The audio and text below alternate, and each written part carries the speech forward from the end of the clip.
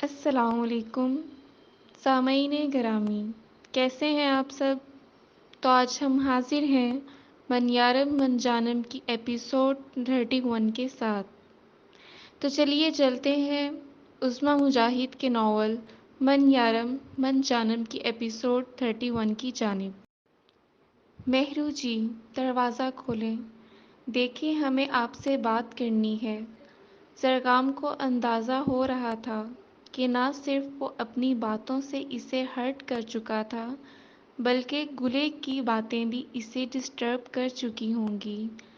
تبھی وہ فوراً اس کے پیچھے آیا تھا، جو دروازہ بند کیے بیڈ پر بیٹھی انجانے خوف کا شکار ہو رہی تھی۔ مہرو، زرگام کی اگلی پکار پر چھٹ سے دروازہ کھلا تھا۔ تو تم اپنی بات میں سچے ثابت ہوئے زرگام خان۔ اب تو خوش ہونا مجھے ہر جگہ ہر قدم پر شکست دینے کے بعد۔ وہ لال انگارہ آنکھیں اس پر جما گئی تھیں جبکہ آنسو آنکھوں کی سطح پر تیر رہے تھے۔ زرگام اس کے شانوں پر ہاتھ رکھے اسے اپنے حصار میں لیتا اندر آیا تھا اور دروازہ لاک کر کے یوں ہی اسے بغل میں لیے بیڈ پر آ بیٹھا تھا۔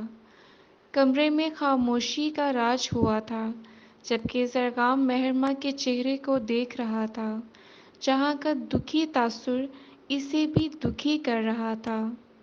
میں کبھی بھی آپ کو نیچا نہیں دکھانا چاہتا تھا مہرو جی، مجھے افسوس ہے کہ آپ نے میرے بارے میں ایسا سوچا۔ زرگام کے انداز میں نروٹھا پن تھا۔ تو دہلیز پار کرنے کی قسم اٹھا کر اور پھر اپنی بات ثابت کرنے کے لیے گلے کو فورس کرنا، یہ سب زرگام خان مجھے نیچا دکھانے غلط ثابت کرنے کی کوشش نہیں ہے تو کیا ہے؟ وہ اس سے زیادہ ملال زدہ آواز میں بولی تو زرگام نے اسے اپنے سامنے بٹھایا اور اس کے ہاتھ مضبوطی سے تھام لیے تھے۔ ایسا کبھی مت سوچیے گا مہرو جی کہ یہ سب میں نے آپ کو نیچا دکھانے کو بولا، بلکہ میں آپ کو اس بات کا یقین دلانا چاہتا تھا جو سچ ہے، آنکھوں دیکھا سچ۔ آپ بتائیں، کل تک آپ ہی تھیں نا جو مجھ سے ناراض تھیں شامین کے معاملے کو لے کر؟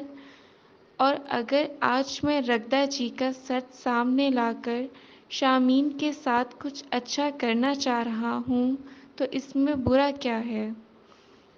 وہ مفاہمت کا انداز اختیار کیے ہوئے تھا۔ مہرماں بھی اس اعصاب شکن لڑائی سے تھکتے اس کے کندھے پر اپنا سر رکھ گئی تھی۔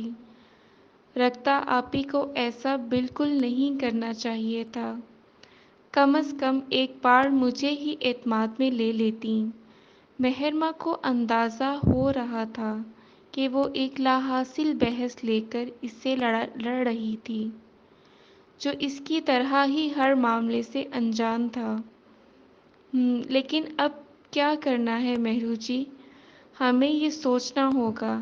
شاریز یوسف زئی اس سارے معاملے سے آگاہ ہے اور شریک جرم بھی ہے، پر اپنی بہن کو ونی میں دے کر وہ بھی سنگرام اور رگدہ جی کو ڈھونڈ رہا ہوگا۔ جرگے نے بھی اس کی بات پر یقین نہیں کیا۔ زرگام نے ایک ہاتھ اس کی کمر میں ڈالے، دوسرے سے اس کے بال سہلاتے ہوئے کہا، یہ بھی اسے اپنی ہمنوائی کا یقین دلانے کی ایک کوشش تھی۔ تم صحیح کہہ رہے ہو زرگام۔ اس سے پہلے کہ شاریز یوسف زئی ان تک پہنچے، ہمیں ان تک پہنچ کر ان حالات کی گمبھیرتا سے انہیں آگاہ کرنا ہوگا۔ اور اب تو شامین بھی اس سارے معاملے سے آگاہ ہے۔ آنے والے حالات کا سوچ کر مہرماں کے چہرے کی ہوائیاں اڑی تھیں۔ شامین چاہ کر بھی کچھ نہیں کر پائے گی، لیکن اس کے ساتھ ہوئی زیادتی کے لیے رگدہ جی اور سنگرام کو ڈھونڈنا ضروری ہے۔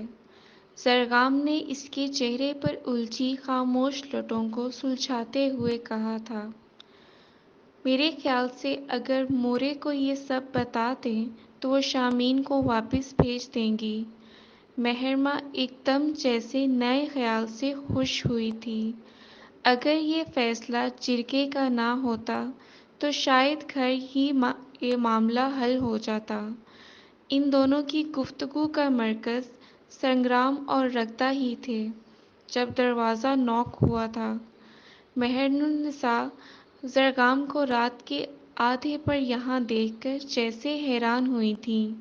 اپنی الجھنوں میں شاید وہ زرگام اور مہرماں کے رشتے کی نازکی سے لاپرواہ ہو گئی تھیں۔ زرگام کو بھی عجیب جھجک سی محسوس ہو رہی تھی۔ شام کی نسبت وہ کافی اچھے طریقے سے اس سے باتیں کر رہی تھیں جب وہ اجازت لیتے اٹھ کھڑا ہوا تھا۔ اتنی رات کو ایسے سنسان سڑکوں سے گزر کے جانا محفوظ نہیں ہوگا زرگام، اور حالات بھی کچھ ایسے ہیں۔ تم ایسا کرو، یہیں رہ جاؤ۔ مہرالنساء اگر نہ آتی تو وہ ویسے ہی وہاں رکنے والا تھا، پر ان کے سامنے گڑبڑایا سا نظر آ رہا تھا۔ جب ان کی اجازت ملتے جیسے ڈھیروں سکون سا ملا تھا۔ مہرالنساء کے جاتے ہی وہ اس کی طرف متوجہ ہوا جو سونے کی تیاری کرتی نظر آئی تھی۔ مہرو جی، آج تو میں اماں سائیں کی من مرضی سے اپنی بیوی کے پاس ہوں۔ یہاں بجائے میری بیوی مجھے خوش کرنے کے اپنی نیند کی فکر میں نظر آ رہی ہیں۔ کیا یہ ناانصافی نہیں ہے؟ زرگام اپنی ویسٹ کوٹ اور شال ایک طرف رکھتے اس کی طرف پیش قدمی کرتے ہوئے بولا تھا۔ ایسے تو جیسے آپ پہلے بھی ہر کام ان کی پرمیشن سے کرتے ہیں نا۔ بتاؤں مورے کو کہ کیسے راتوں کو چھپ چھپ کر یہاں آتے رہے ہو۔ مہرماں نے اٹھلاتے ہوئے انداز میں دھمکی دی تو زرگام کے لبوں پر شرارتی سی مسکراہٹ دوڑ گئی تھی۔ سنو نہ جانا، حسین ہوں لیکن میں سادگی کے تمام رنگوں کو چاہتا ہوں۔ میں اس بدن سے بہت ہی نزدیک ایک روح گداز رکھتا ہوں جس کی خاطر میں سنگ ہونے کے ایک سفر پہ رواں دواں ہوں۔ کبھی تو اس راستے میں آؤ، غبار دیکھو، میں جس کے پردے سے چن رہا ہوں۔ میرے بدن سے ہزار لمحوں پہ ایک لذت جو مضطرب ہے، کبھی اسے آشکار دیکھو۔ میں تیرے لمسوں کے واسطے تو نہیں بنا ہوں، اثاثہ تیرا ہوں، وہ اثاثہ جو اپنی قیمت نگاہ زلیخا سے تولتا ہے، جو روح آدم سے بولتا ہے۔ زرگام نے اس کے ساتھ بستر پر جگہ سنبھالتے ہوئے اپنے دل کی آواز سنائی تو وہ مسکرا دی تھی۔ کبھی کبھی تم مجھے بے حد حیران زرگام خان، کوئی شخص اتنا عظیم کیسے ہو سکتا ہے جو آپ کی ہر خطا کو اتنی آسانی سے نظر انداز کر دے؟ وہ حیران حیران سی بولی تھی۔ زرگام نے اس کے کان میں پہنی بالیوں کو چھوا تھا۔ اب دل کھول کر ہر ستم کرے میری جان، آپ کا مارا بے گناہ سمجھتا ہوں میں۔ زرگام کے لب و لہجے ہی نہیں، اس کے لمس میں بھی جیسے سرور سا چھلکتا تھا۔ تم جانتے ہو زرگام خان، میرے نزدیک تم دنیا کے حسین ترین مردوں میں سے ہو، کیونکہ تمہارے دل میں وفا دھڑکتی ہے، اور میں دنیا کی خوبصورت عورتوں میں سے ہوں، کیونکہ جس دل میں وفا دھڑکتی ہے اس دل پر میری حکمرانی ہے۔ مہرماں کے بشاش انداز پر زرگام لب خود مسکرا دیے تھے۔ مہرو جی، شاید آپ کو معلوم نہیں، جوڑے تو آسمانوں پر ہی بنتے ہیں۔ عالم اجساد سے پہلے، تخلیقی ارتقاء کے بعد ہمارے بیچ عشق کا ارتکاز ہوا تھا۔ آپ میرے لیے، میں آپ کے لیے خاص ہوا تھا۔ جب عالم ارواح میں خدا نے اپنی توحید اور الوہیت کا میثاق لیا تھا، جانتی ہیں، ہم نے ایک ساتھ خدا کی وحدانیت کا اعتراف کیا تھا، تب خدا نے ہمارے بیچ انسیت ڈال دی تھی۔ تب سے آپ میری روح سے منسلک ہو، میرے وجود کا حصہ ہو، میرے سجود کا قصہ ہو۔ آپ کی اور میری محبت ان الوہی رازوں میں سے ایک راز ہے جو اس محدود عالم اسباب میں بیان نہ ہو پائے گا، جو روز ابد ہی عیاں ہوگا، جو تعلق عہد الست کے ساتھ شروع ہوا تھا، اس کی تکمیل روز جزا ہی ہوگی۔ زرگام نے بیڈ پر لیٹتے اپنے قریب بیٹھی مہرماں کا ہاتھ اپنے ہاتھ میں لیتے اسے چومتے ہوئے کہا تھا، جب وہ اس پر مہربان لمس پر سرخ پڑتی کی نکھیوں سے اسے دیکھنے لگی تھی۔ مہرو جی، ہمارے درمیان تو یہ عہد طے پایا تھا کہ آپ مجھ سے لڑائی نہیں کریں گی، اور خود ہی اپنی شرط توڑ لی۔ اس عہد شکنی پر ایک سزا تو بنتی ہے نا؟ زرگام کے لب و لہجے میں شوخی آ بسی تھی۔ میں کب لڑی ہوں؟ ایسے ہی الزام۔ مہرماں نے فوراً اس کے بیان کی تردید کی تو زرگام نے اپنے ہاتھوں میں دیے اس کے ہاتھ پر گرفت مضبوط کرتے اسے ہلکا سا جھٹکا دیتے ہوئے اپنے اوپر کیا تھا۔ زرگام، وہ سٹ پٹائی تھی، پر زرگام نے اسے تھام لیا تھا۔ ایسے نہیں مہرو جی، اگر آپ کو بروقت سزا نہ دی گئی تو آگے جا کر آپ کئی اور وعدے توڑیں گی، اس لیے سزا سے بچنے کی کوشش بھی ناکام ہوگی۔ زرگام نے اس کے چہرے پر اپنے گال مس کرتے ہوئے کہا تو مہرماں کی دھڑکنیں تیز ہوئی تھیں۔ کیا سزا دو گے تم مجھے؟ انہرنی آنکھوں میں چھائی سراسیمگی زرگام کو دل ہارنے پر ہی مجبور کرتی تھی۔ آپ بہت خوش نصیب ہیں مہرو جی کہ آپ کو سزا بھی خوبصورت ملے گی۔ زرگام نے زومانی اختیار انداز کرتے اسے اپنے پہلو میں کرتے اس پر جھکا تھا۔ سزا کبھی خوبصورت نہیں ہوتی۔ مہرماں ان آنکھوں سے چھلکتی بے تابیوں سے نظریں چرا رہی تھی۔ پر شرط لگا لیں، یہ سزا بہت خوبصورت ہے میرے نزدیک۔ زرگام کی انگلیاں اب مہرماں کے رخساروں کو مس کرنے لگی تھیں، وہ کانوں تک سرخی پڑی تھی۔ کیا سزا ہے؟ ان کے درمیان چھاتے زومانی فسوں سے گہراتے وہ ہکلائی ہوئی بولی تھی، کچھ خاص نہیں مہرو جی، بس آپ کو میرے ساتھ ان لمحوں کو مجھے واپس دینا ہے، کچھ ایسے۔ زرگام نے اپنی بات مکمل کرتے اس کی آنکھوں اور پھر لبوں کو بوسہ دیتے کہا تو وہ فوراً نفی میں سر ہلا گئی۔ میں ایسا نہیں کروں گی۔ اسے ڈھیروں شرم نے آ گھیرا تھا۔ تو اس کا مطلب ہے آپ مجھ سے محبت نہیں کرتیں؟ زرگام اس پر سے اٹھتے ایک طرف ہوا تھا، جبکہ اس کی آنکھوں اور باتوں میں گھلی اداسی زرگام کے چہرے پر جیسے مایوسی پھیلا گئی تھی۔ ایسا نہیں ہے زرگام، تم ایسے نہیں کہہ سکتے کہ مجھے تم سے محبت نہیں ہے۔ مہرماں اس کے الزام پر احتجاج کرتے ہوئے بولی تھی۔ تو پھر اپنی محبت کا ثبوت پیش کریں مہرو جی۔ مہرماں اس کے ناراضگی کے ڈر سے انگلیاں چٹکاتے ہوئے اس کے چہرے پر چھائی شرارت سے انجان تھی۔ گھنی مونچھوں تلے انابی ہونٹ جیسے کھل رہے تھے۔ وہ ایک بار دیکھ لیتی تو الٹا زرگام کو لینے کے دینے پڑ جاتے۔ میں کیسے زرگام؟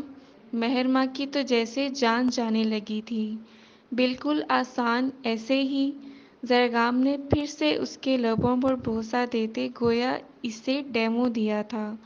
مہرماں سرخ ہوتے چہرے سے آشفتہ لرزتی پلکوں کی جھالر آرزوں پہ گرا گئی تھی۔ ٹھیک ہے مہرو جی، میں آپ کو کسی چیز کے لیے زبردستی پر مجبور نہیں کرتا۔ نہیں ہے محبت تو نہیں ہے۔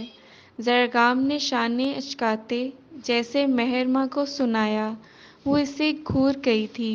زرگام نے آنکھیں موندے دونوں ہاتھ سینے پر باندھے ایک ٹانگ پر دوسری ٹانگ رکھتے بالکل سیدھا سوتے ہوئے انداز میں اپنی ناراضگی کا بھرپور اظہار کیا تھا تو مہرماں سفید کاٹن میں ملبوس اس کے شکن زدہ لباس کو دیکھنے لگی تھی، جس نے حسب عادت بازو فولڈ کر کے کہنیوں تک چڑھائے ہوئے تھے، جبکہ ہونٹ بھینچ رکھے تھے۔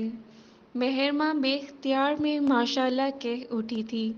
ڈر تھا کہیں زرگام کو اس کی ہی نظر نہ لگ جائے، پر دوسرے ہی لمحے اس کی ناراضگی کا احساس پاتے کچھ متامل سی ہوتی اس کے قریب آئی تھی۔ زرگام، اس نے ہولے سے اسے پکارا، پر اس مہرماں کی پکار کا جواب نہیں دیا تھا۔ زرگام سنو، مجھے اپنی آنکھیں بہت پسند ہیں، کیونکہ یہ تمہیں بہت محبت سے دیکھتی ہیں۔ مجھے عشق ہے اپنی سماعت سے، کہ یہ تمہاری آواز سے میری روح کو روشن کرتی ہیں۔ مجھے میرے ہونٹ کسی نعمت سے کم نہیں لگتے، کیونکہ یہ لمحہ لمحہ تمہارا نام پکارتے ہیں۔ میرے دل کا جنوں ہے کہ میری دھڑکنیں تمہارے ذکر پر رقصاں ہوں۔ مجھے میرے قدموں کی آہٹ تمہارے ساتھ ہونے کا احساس دلاتی ہے۔ ہاں، مجھے خود سے محبت ہے۔ ہاں، میں پسند ہوں خود کو، کہ میرا روم روم تمہاری محبت پر محو رقص ہے۔ میرے خون میں تمہاری محبت کی تاثیر ہے۔ تم کہتے ہو نا کہ عالم اجساد سے پہلے ہی ہمارا ملن لکھ دیا گیا تھا، تو سنو زرگام خان، میرے خمیر میں تم بسے ہو۔ ہاں، یہی انداز ہے میری محبت کا۔ مجھے کہنا ہے تم سے کہ ہاں، مجھے محبت ہے تم سے، بے شمار، بے پناہ، بے لوث سی محبت، فقط محبت۔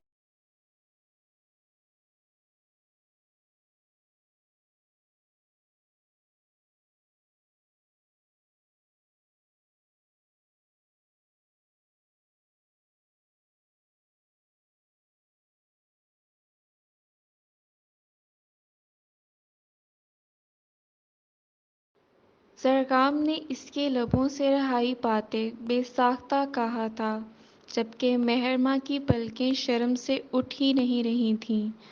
زرگام نے اس کا ہاتھ نرمی سے تھامے اسے اپنے پہلو میں لٹایا تھا۔ اپنی کمر پر اس کی انگلیوں کا لمس محسوس کرتے وہ زرگام کے سینے میں ہی اپنا چہرہ چھپا گئی تھی، جبکہ رفتہ رفتہ سرکتی رات ان کے درمیان محبت کے اٹوٹ بندھن کو باندھے شمس و قمر کے اوقات بدلنے لگی تھی۔ گلے کے انکشافات کے بعد تو جیسے وہ مطمئن سی تھی کہ جلد ہی وہ اس قفس سے آزادی حاصل کر لے گی۔ اگرچہ مہر النساء کی سختی سے تنبیہ تھی کہ آہل کی موجودگی میں اسے گھر نہ بھیجا جائے، لیکن گلے کے سونے کے بعد وہ ہوا خوری کو باہر نکل آئی تھی جہاں وہ اور گلے رہتی تھیں۔ وہ ایک مکمل اپارٹمنٹ تھا، مگر باہر آنے جانے کے لیے خان رئیس کے گھر کا اندرونی حصہ ہی استعمال ہوتا تھا۔ یہ پہلی بار نہیں تھا کہ وہ یہاں ٹہلنے کے لیے آئی تھی، پر آج کی خوشی اور سکون کا کچھ اپنا الگ سا مزہ تھا۔ وہ پھر سے جھولے پر بیٹھی تھی، اپنے کمرے میں دوست سے کال پر بات کرتے آہل اجکزئی نے بے خیالی میں ہی ونڈو سے کرٹن ہٹاتے ہوئے تھا، اور کمرے میں ٹہلتے بات کرتے ہوئے اس کی نگاہ جھولے پر پڑی تھی۔ وہی منظر جو دن کی روشنی کا حصہ تھا، اسے نائٹ بلب کی روشنی میں دیکھ کر وہ ٹھٹکا تھا۔ یہ محض گمان تھا یا حقیقت؟ وہ اس چیز کی کھوج میں صبح سے ہی تھا۔ تبھی دبے قدموں گھر سے نکلتے عقبی حصے میں آیا تھا۔ اسے ڈر تھا کہیں اس کے قدموں کی آہٹ پر وہ مجسم انسان پھر سے نہ گم ہو جائے۔ تبھی بنا آہٹ کے ننگے پاؤں شبنمی گھاس پر چلتے اس کے سامنے آیا تھا، جو آنکھیں موندے جلد ملنے والی آزادی کے احساس میں ڈوبے مسکرائے جا رہی تھی۔ آہل اسے چھونے سے خود کو باز نہیں رکھ پایا تھا۔ تبھی اس نے شامین کے رخساروں سے اپنی انگلیاں مس کرتے گویا اس کے انسان ہونے کا یقین چاہا تھا۔ وہ جو اپنے خیالوں میں گم تھی، اس لمس پر جھٹ سے آنکھیں کھولے بے یقینی سے سامنے کھڑے لڑکے کو دیکھ رہی تھی۔ اوہ، تو پھر سے غائب نہیں ہوئی، اس کا مطلب کہ تم بھی انسان ہو۔ آہل کی آواز میں عجیب خوشی تھی۔ تقریباً وہ شامین کا ہم عمر ہی تھا، اور شامین کو جیسے اس کے شکوک میں ڈوبی آواز اور اسے چھونے کا مقصد معلوم ہوا تو اس نے بھویں سکیڑے اسے دیکھا تھا۔ تو تم کیا مجھے کوئی بھوت سمجھ رہے تھے؟ شامین کی آواز غم میں ڈوبی تھی۔ آہا ہاں نہیں، تو میرا مطلب ہے کہ شاید وہ ایک دم سے گڑبڑایا تھا۔ پر تم بہت خوبصورت ہو، پری جیسی۔ آہل نے اس کی تعریف کرنے میں بالکل کنجوسی نہیں کی تھی۔ شامین نے اپنا چہرہ چادر کی اوٹ میں کیا تھا۔ اسے ایک دم گلے کی باتیں یاد آئی تھیں۔ میرا نام آہل ہے، آہل خان اچکزئی۔ اس نے شامین کی طرف ہاتھ بڑھایا تھا۔ میرے راستے سے ہٹو۔ وہ جس نام سے یہاں قید تھی، اس کی بابت معلوم پڑتے وہ فوراً وہاں سے بھاگنا چاہتی تھی، پر وہ شخص سامنے حائل تھا۔ تم، میرا مطلب ہے تم کون ہو؟ یہاں پہلے کبھی نہیں دیکھا تمہیں۔ کیا کوئی نئی ملازم؟ آہل کے چہرے پر کنفیوژن تھی، جبکہ وہ ملازمہ کے نام کے حوالہ سے جیسے بھڑکی تھی۔ شامین یوسفزئی نام ہے میرا۔ مجھے ملازمہ سمجھنے کی غلطی مت کرنا۔ ہٹو میرے راستے سے۔ وہ اس سے پیچھے کو جھٹکا دیتی تیزی سے اندر کی جانب بڑھی تھی، جبکہ آہل کی سماعتوں میں یہ نام گونجا تھا، شامین یوسفزئی۔ اس نے زیر لب اس کا نام لیتے سختی سے لب بھینچ لیے۔ وہ صبح سے جس لڑکی کو لے کر اس سے ملنے کو بے تاب تھا، وہ کوئی اور نہیں بلکہ اس کے باپ اور بہن کے مجرم کی بہن تھی۔ آہل اسے دیکھ کر اپنے دل کی بدلی حالت پر لان تان کرتے اسی جھولے پر بیٹھے بار بار ایک ہاتھ سے دوسرے ہاتھ پر مکہ مارتا، نہ چاہتے ہوئے بھی مسلسل اسی کو سوچ رہا تھا، جبکہ نظریں اس راستے پر تھیں جہاں سے وہ غائب ہوئی تھی۔ جاری ہے۔ ڈیئر ریڈرز، تو آج کی ایپیسوڈ آپ کو کیسی لگی؟ کمنٹ سیکشن میں ضرور بتائیے گا، اور چینل کو سبسکرائب کرنا مت بھولیے گا۔ جزاک اللہ۔ اللہ حافظ۔